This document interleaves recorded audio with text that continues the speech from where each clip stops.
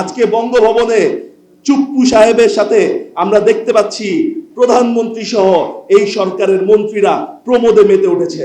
তারা আমরা ঘৃণা ভরে এই রাষ্ট্রপতি এই সরকারকে প্রত্যাখ্যান করতে চাই।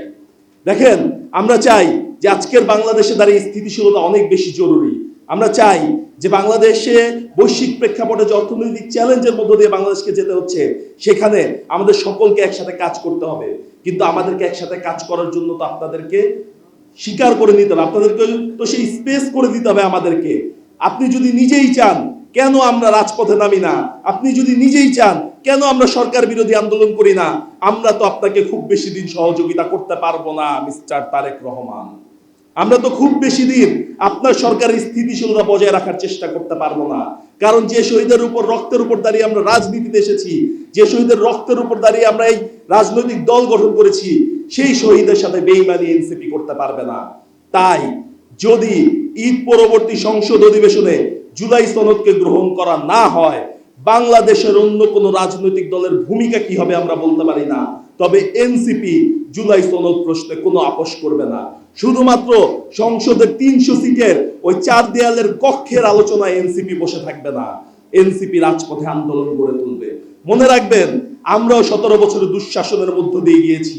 আমাদের নেতারাও জুলাই গণ অভ্যুত্থানকে তিলে তিলে একটি ছাত্র আন্দোলনকে গণ অভ্যুত্থানে পরিণত করেছেন। তাই আমরাও জানি আন্দোলন কিভাবে করতে হয়, আমরাও জানি গণমানুষকে কিভাবে সম্পৃক্ত করতে হয়, আমরাও জানি গণমানুষের কণ্ঠস্বর কিভাবে হয়ে উঠতে হয়। এবং যদি রাজপথে অবস্থান নেই মিস্টার তারেক রহমান, আপনার কোনো প্ল্যানই কাজ করবে না। মনে রাখবেন, ওবায়দুল কাদের, সালমান এফ রহমানরা যেমন শেখ হাসিনাকে বাঁচাইতে পারে নাই, সালাউদ্দিনরাও কিন্তু আপনাকে গণরোষ থেকে বাঁচাতে পারবে না, জনরোষ থেকে বাঁচাতে পারবে না, যদি আপনি জনগণের কণ্ঠস্বরকে শুনতে না পান। সেই জায়গায় আপনাকে চরম মূল্য দিতে হবে। এবং মনে রাখবেন, আপনার পিতার আদর্শের যে দল এবং আপনার মায়ের যে দীর্ঘ লড়াই, তার সাথে যদি আপনি আপোষ করেন, তাহলে বাংলাদেশের মানুষ আপনাকে প্রত্যাখ্যান করবে।